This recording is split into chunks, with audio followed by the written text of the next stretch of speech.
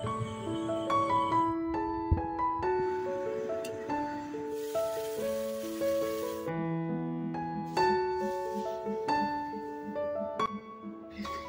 Everyone, good morning. কেমন আছো সবাই? আশা করছি ঠিকই আছো, ভালো আছো সবাই।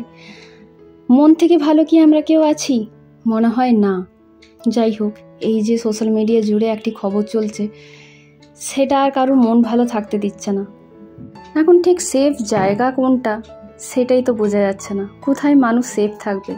আর আমি আগেও একটা শর্ট ভিডিওতে যেটা বলেছি, এখানে শুধু নারীত্বর যুদ্ধ নয়, এখানে হওয়া উচিত একটা মনুষ্যত্বর যুদ্ধ। মানুষের তো মনুষ্যত্বটাই শেষ হয়ে যাচ্ছে, তাই না? কত রকমের তো কেস উঠে আসছে, কত রকমের সংবাদ উঠে আসছে। মায়ে বাচ্চা মেরে দিচ্ছে, বাচ্চাতে মা বাবাকে ঠেলে ফেলে দিচ্ছে পাহাড় থেকে। আবার কোথাও শোনা যাচ্ছে যে কোনো পুরুষ খুব নির্যাতিত হয়ে নিয়ে ট্রেনে মাথা দিয়ে আত্মহত্যা করছে। আচ্ছা, আত্মহত্যা তো কেউ আর নিজের থেকে করে না, মানছি বিশাল বড় একটা অপরাধ এটাও, কিন্তু সেই অপরাধ তো আর কেউ সুখে করতে যায় না। নিশ্চয়ই তার জীবনেও সে কারোর থেকে অত্যাচারিত হয়েছে, তবেই, তাই না? সেই জিনিসগুলোই তো বন্ধ করতে হবে। যাই হোক, এই নিয়ে আর কতই কথা বলবো, এই নিয়ে তো কথা শেষই হবে না। এখন চলো সারাদিনটা একটু তোমাদের সাথে শেয়ার করা যাক। ওখান থেকে এসে নিয়ে নিজস্ব আবার সেই ডেলি লাইফ শুরু হয়ে গেছে। ওই রোজ দিন ছেলেকে ছাড়তে যাওয়া আর সারাদিনের কাজ করা। এই যে এখন ছেলেকে ছেড়ে দিয়ে মর্নিং ওয়াক সেরে দুধ নিয়ে বাড়ি আসলাম। এখন আগে এই যে দুধের প্যাকেটটাকে ধুয়ে রেখে নিই, তারপর দুধটাকে ফুটাবো আর একদিকে চাও বসিয়ে দেবো। এত বেশি এখন গরম দিচ্ছে, বৃষ্টি তো হচ্ছে, বলবো না যে বৃষ্টি কম হচ্ছে, কিন্তু গরমটা তো কম হচ্ছে না। যাই হোক, এখানে কিন্তু জানলাটা খুলেই দেখতে পেলাম একটা বড় পালক পড়ে আছে। মানে এনারে এসে নিয়ে খেয়ে তো গেছেই, আবার যুদ্ধও হয়েছে বেশ ভালো মতো। এখন এবার চুলটুল টেনে বেঁধে আগে ফেসটাকে ভালো করে ধোবো, কেন কি এত পরিমাণে ঘেমে যায়, ফেসটা পুরো অয়েলি হয়ে যায়। আগে ভালো করে ফেসটা ধুয়ে নিই, একটু তো রিফ্রেশ লাগবে।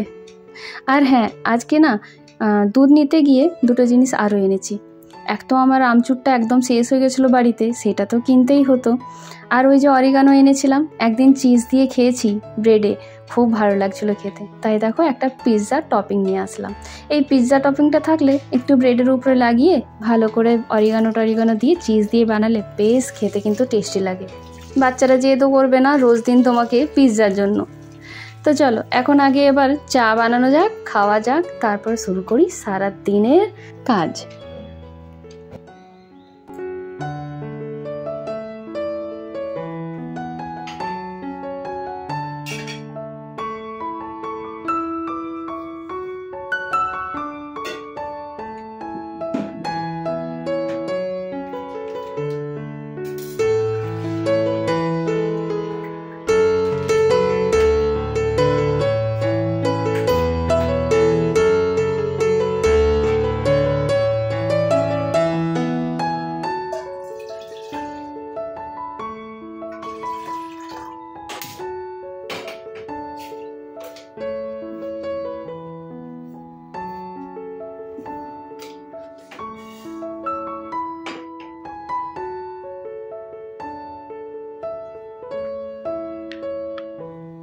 এখন কিন্তু আমার সুন্দরী বেশ অনেকটা ভালো আছে। তবে ওই যে গিয়েছিলাম না, তো মামাকে একবারই দেখিয়েই আসলাম।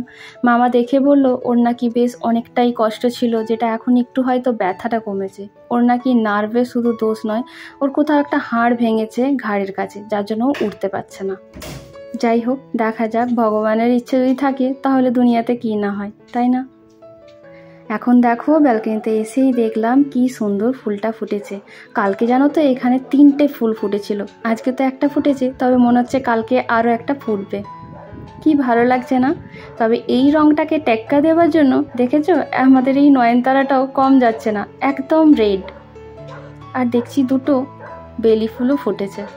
এখনো পর্যন্ত কিন্তু ওয়েদারটা বেশ ভালো আছে, রোদ্দুরও উঠেছে আর ফুরফুর করে হাওয়াও চলছে। দেখা যাক কতক্ষণ কেমন থাকে।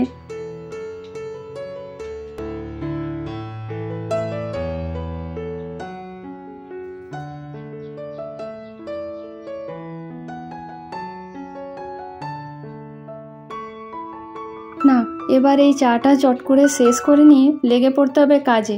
আসলে কালকে তো মনসা পুজো, কাজের মাসি কিন্তু চলে গেছে ছুটিতে। এবার সমস্ত কাজ তো আমারই আছে। চা খেয়ে নিয়ে চলে আসলাম সব থেকে আগে টিভি চালাবো। টিভিতে কি চালাবো জানো তো? গান চালাবো। এই কাজের সময় বেশ ভালো ভালো গান চালিয়ে যদি কাজ করা যায় না, এনার্জি পাওয়া যায় ভালো। তোমরা কে কে করো এরকম আমাকে বলবে তো। আমি শুধু গান শুনি তাই নয়, কিন্তু আমি স্টোরি শুনতে খুব পছন্দ করি। রবীন্দ্রনাথ ঠাকুরের, শরৎচন্দ্র বোসের এইসব স্টোরিগুলো আগে ম্যাগাজিনে পড়তাম। মায়ের ভীষণ নেশা ছিল ম্যাগাজিন পড়বার। আবার এখানে এসে আমার শাশুড়ি মায়েরও একই নেশা দেখেছিলাম। আগেকার মানুষরা ম্যাগাজিন পড়ে নিজেদের টাইম পাস করতো, আর তার সাথে সাথে আমারও এটাই নেশা হয়ে গেছিলো। তাই জন্য আমিও কিন্তু অনেক দিন পর্যন্ত সানন্দা বলে ম্যাগাজিনটা নিতাম। এখন আর সেই টাইমও পাই না, কিছুই না। আর সত্যি বলতে কি, ওই যে আমাদের মধ্যে একটা কথা আছে না, ঘোড়া পেলে খরা হয়, সেই হয়ে গেছে।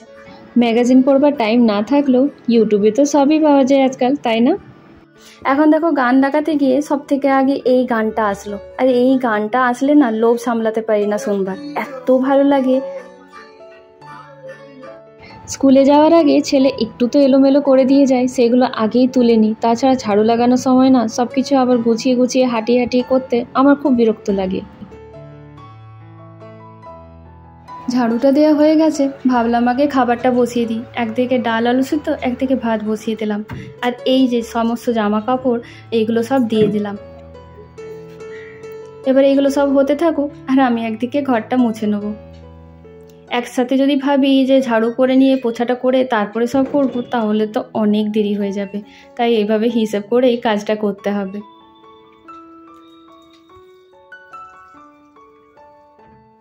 আর একই সাথে দেখো, এখন চাপিয়ে দিয়েছি একটু ভেন্ডির টক খাবে বলেছে ছেলে, সেইটা তো আগে দিয়ে দিলাম তেল গরম করে, সেটাতে সর্ষে ফোড়ন, তারপরেই দিয়ে দিলাম লম্বা করে কেটে রাখা ভেন্ডিগুলো। এবার এটাতে নুন আর হলুদ দিয়ে দিচ্ছি। আর লঙ্কাটা আমি এখানে দিচ্ছি না, এটা একটুখানি বিনা লঙ্কাতেই ছেড়ে খেতে পছন্দ করে, বেশ টকটক হয় তো। আর এখন তো বাড়িতে একটু তেঁতুল আছে, ভাবছি আজকে তেঁতুল দিয়ে বানাই। আমি এমনিতে কিন্তু এটা লেবু দিয়েও বানিয়ে ফেলি। তো দেখো, এখন একটুখানি জল দিয়ে এবার এটা ঢাকা দিয়ে দেবো সেদ্ধ হতে। আর একদিকে এই যে তেঁতুলটাকে বের করে নিয়ে এখন চলো জলদি জলদি করে এটাকে ভিজিয়ে দিই। প্রথমে কিন্তু আমি একটুখানি জল দিয়ে ওয়াশ করে এই জলটাকে ফেলে দেবো, তারপরে ভালো করে ভিজিয়ে রাখবো। যখন ভেন্ডিটা সেদ্ধ হয়ে যাবে তখন দিয়ে দেবো তেঁতুলের পাল্পটা।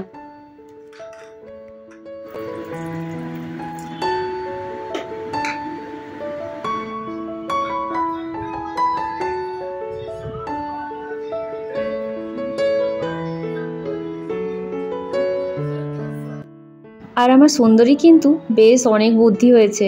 যখনই ঘরেতে ঝাড়ু পোছা হয় না, তখনই আমি ওকে এটাতে বসিয়ে দিই। তখন ও জানে ভালো করে বাড়িতে এখন কাজ হচ্ছে, তখন কিন্তু এটা থেকে একদম নামে না। আর যেই আমাদের কাজ হয়ে যায় অমনি কিন্তু ও টুকুস করে নেমে যায়।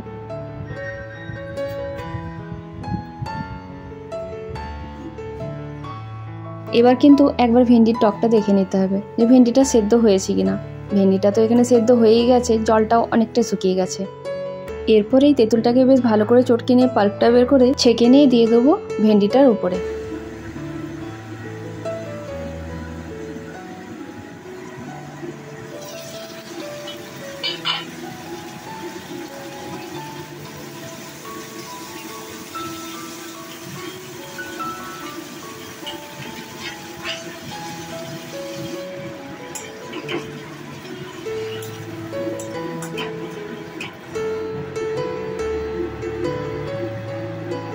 এই যে তেঁতুলটা দিয়ে একটু ফুটিয়ে নিলাম, এখন ভেন্ডির টক একদম রেডি।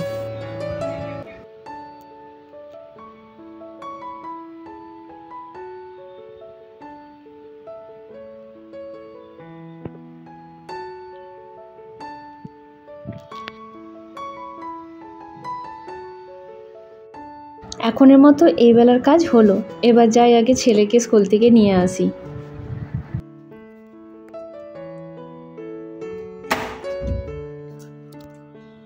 এই যে দেখো, ফিরবার সময় না একটু ডিম নিয়ে নিলাম। আজকে ডাল ভাত আলু সিদ্ধ আর ভেন্ডির টক বানিয়েছি, সাথে একটু অমলেট করে নেবো।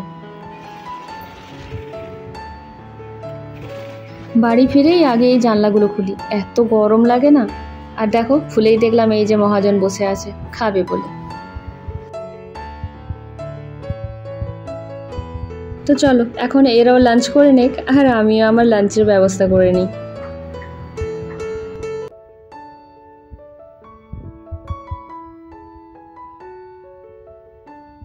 দাঁড়াও আরেকজনকে দেখাই। এদেরকে দেখে এই যে এনার যে কি মজা হয়েছে, বন্ধুরা এসেছে, ওরা ওইদিকে আর এইদিকে নেচে বেড়াবে। এখন দেখো সন্ধে দিতে এসে এই যে এই ফুলটাকে দেখলাম, এটা কালকের মধ্যে ফুটে যাবে। কি ভালো লাগছে দেখতে, তাই না?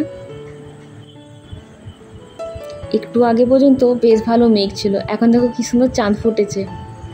আজকে দুপুরবেলাতে কোনো মতে দুটো খেয়ে নিয়ে শুয়ে পড়েছিলাম, এত মাথা ব্যথা করছিল। আজকে একটু যাওয়ার ছিল দোকানে মেহেদি টেহেদি কিনবো বলে, তবে যেতেই পারিনি। আসলে ওই যে বলছিলাম না সাবান মিলন একটা হবে, মাদের ফ্ল্যাটে আছে। তাই মা বলল সবাই মেহেদি লাগাবে, তুই লাগাবি না? তাই মা দাদাকেই নাকি বলে দিয়েছিল অফিস থেকে ফেরবার পথে আমাকে যেন একটা মেহেদি কিনে দিয়ে যায়। তাই এখন দেখো দাদা এটা আমাকে দিয়ে গেল। চলো দেখা যাক, লাগাবো তো নিশ্চয়ই। গোটা শ্রাবণ মাস পেরিয়ে গেল, এই নেল পলিশটা লাগানোই হয়নি। সেই আগের বছর কিনেছিলাম আর লাগিয়েছিলাম, তাই আজকে একটু ভালো করে লাগিয়ে নিলাম। শ্রাবণ মিলনে যাব, তারপরে আবার মেহেদি লাগাবো, তখন এই গ্রিন কালারের নেল পলিশটা বেশ ভালো লাগে। আর এমনি তো এই কালারটা আমার বেশ পছন্দ, তবে ওই লাগানো আর কি হয় না। এগুলো শ্রাবণ মাসেই ভালো লাগে। এটা কিনেছিলাম আগের বছর, খুব একটা লাস্টিং করে না, তবে কালারটার মধ্যে গ্লেজ খুব ভালো আছে। এখন দেখো রাতের খাওয়া দাওয়া করে নিয়ে একদম সব ক্লিন করে নিয়েছি, বাসনও ধুয়ে নিয়েছি। এইখানে একজন দেখো ঘুমে অঘোর হয়ে পড়ছে, ওকে এবার ঘুম পাড়াতে হবে। দাঁড়াও আরেকজনকে দেখায়, তাকেও কিন্তু ঘুম পাড়ানো হয়ে গেছে। এই যে দেখো ঘুমিয়ে পড়েছে, ওকে আমি বিছানা করে দিয়েছিলাম, ব্যাস শুয়ে ঘুমিয়ে গেছে। এবার আমি একদম ফ্রি, এবার বেশ মনের শান্তিতে মেহেদি লাগাবো। আমার না মেহেদি লাগাতে খুব ভালো লাগে, তবে ওই আর কি টাইম পাওয়া যায় না, বা এইসব কাজের জন্য আমি ঘরের কোনো কাজটাকে বাদ দিয়ে করতে চাই না। সবাইকার সব কিছু করে, সংসারের সমস্ত কিছু কাজ করে তারপরে নিজের জন্য এই লিজার টাইমগুলো বের করতেই হয়, তাই না? তো চলো এই ব্লগটা এখানেই শেষ করি। কালকে একটা বেশ ইন্টারেস্টিং শ্রাবণ মিলনের ব্লগ নিয়ে আসছি। সবাই সুস্থ থেকো, ভালো থেকো, গুড নাইট, বাই বাই।